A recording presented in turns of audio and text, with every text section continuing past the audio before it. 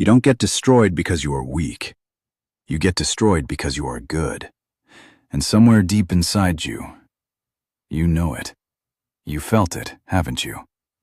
That strange, quiet exhaustion that doesn't come from failure, but from trying too hard to be decent in a world that rewards something else entirely. You give, you understand, you hold back your anger, you forgive. And somehow, you are the one who ends up losing. Not once, not occasionally, but repeatedly, almost systematically.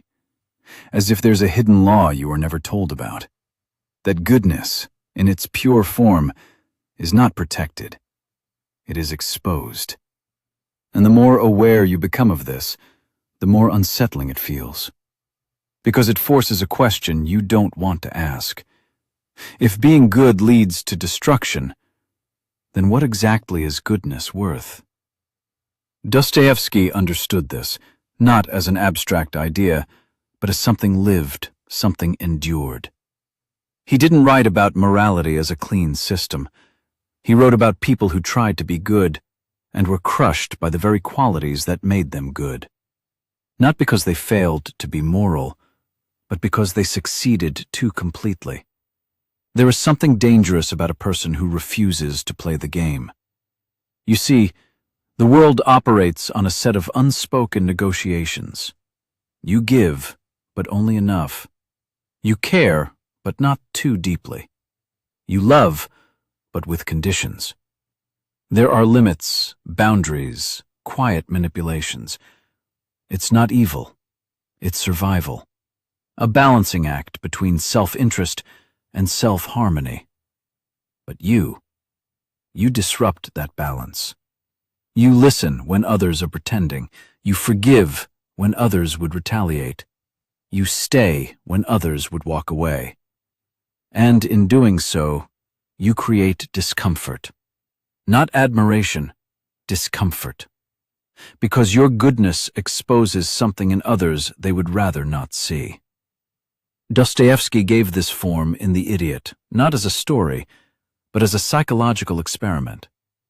What happens when a truly good person enters a world built on compromise?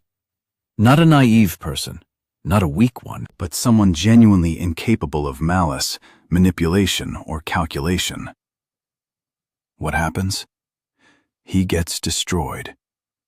Not because people hate him, but because they don't know what to do with him. And neither do you. You think goodness should protect you. You think if you act with sincerity, people will recognize it, respect it, maybe even reciprocate it. But that belief carries a hidden assumption that others want to be confronted with sincerity. They don't, because sincerity is not neutral. It is a mirror. When you are honest, you remind others of the lies they tell themselves. When you are kind without agenda, you expose the transactions behind their kindness. When you forgive, you make their grudges look small. And they feel it. Not consciously, rarely consciously, but they feel it. And people do not like to feel small. So they resist you, not openly, not violently, but subtly. They misunderstand you. They dismiss you. They take advantage of you. Not because they are evil, but because your presence destabilizes their internal equilibrium. You make things too real. Think about your own life. Those moments where you chose to be patient when you could have been harsh. Where you gave someone the benefit of the doubt. Where you stayed longer than you should have because you believed in something, someone, more than they believed in themselves. What happened? Did they rise to meet you? Or did they slowly begin to lean on you, depend on you, drain you, until what you gave became expected, and what you needed became invisible? There is a quiet tragedy in being good. It is not that you suffer because others are cruel. It is that you suffer because others are ordinary. They are inconsistent, contradictory, self-protective. And you You are not. That is where the fracture begins. Dostoevsky's insight was not that people are evil. It was that people cannot tolerate purity for long. Not because purity is wrong, but because it demands something from them they are unwilling to give. To encounter real goodness is to be judged by it, whether you want to be or not. And judgment, even silent judgment, provokes resistance. So they reshape you. They reinterpret your intentions. They question your motives.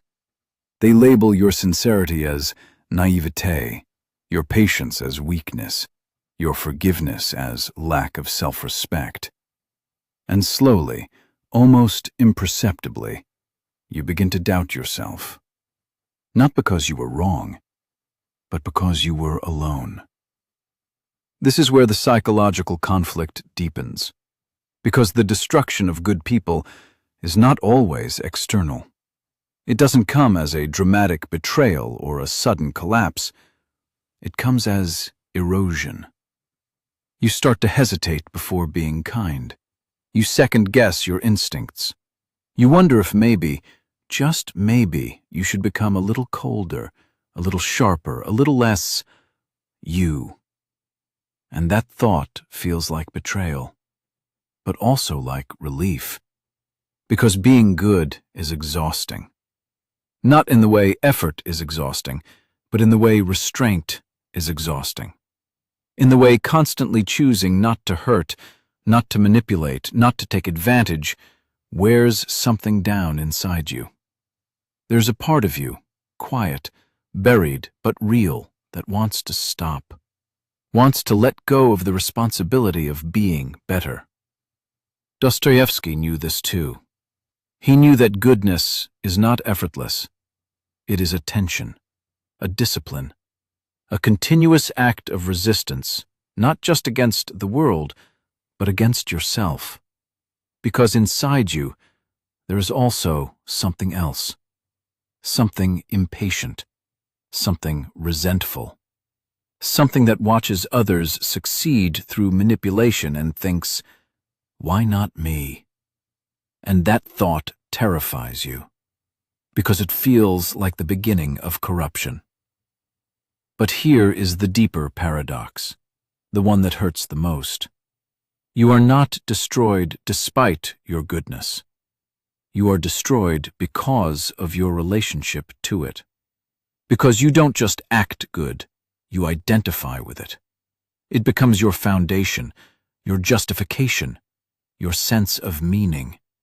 And that makes you vulnerable. Because when goodness is who you are, not just what you do, any failure of goodness feels like a failure of self. So when people mistreat you, you don't just feel hurt. You feel confused. You replay the situation. What did I do wrong? Was I too much? Was I not enough?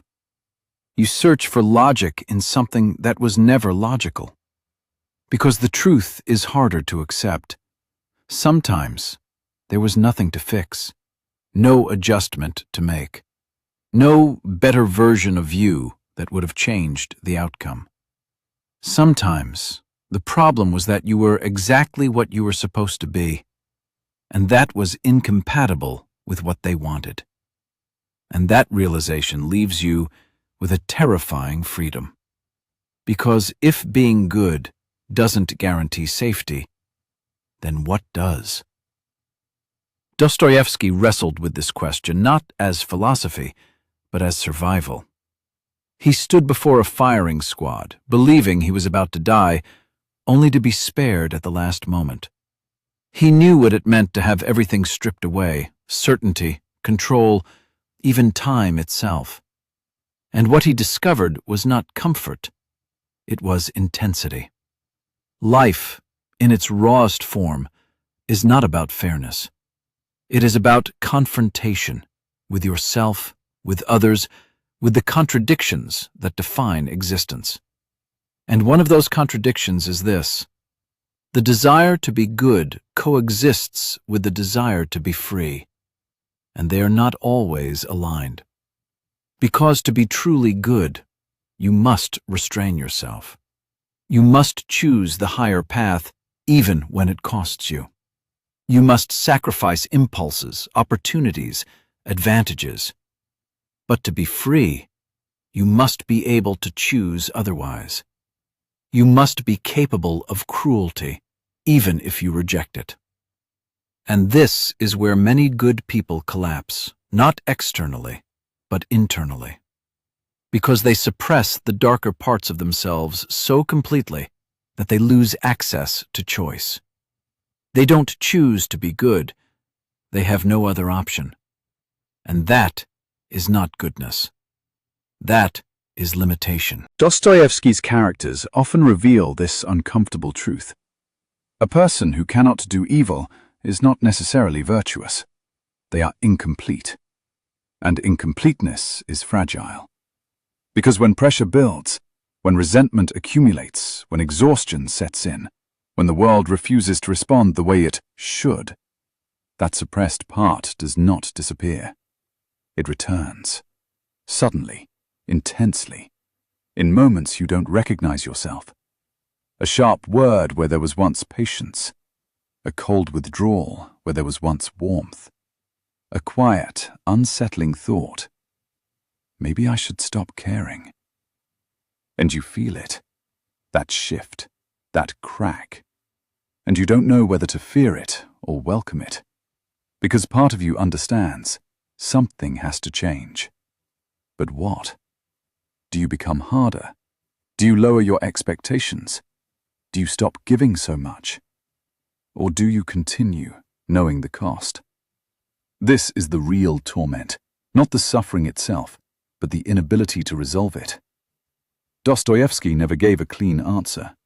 He didn't believe in clean answers. He believed in tension, in the idea that human beings are defined not by resolution, but by contradiction. And perhaps that is the final unsettling truth. Good people are not destroyed because the world is cruel. They are destroyed because they refuse to become what the world requires and cannot fully remain what they are. They stand in between, too aware to be naive, too sincere to be cynical, too good to exploit others, too human not to feel the cost. And so they carry it, quietly, until something gives. So now the question returns to you, but it is no longer abstract. It is personal.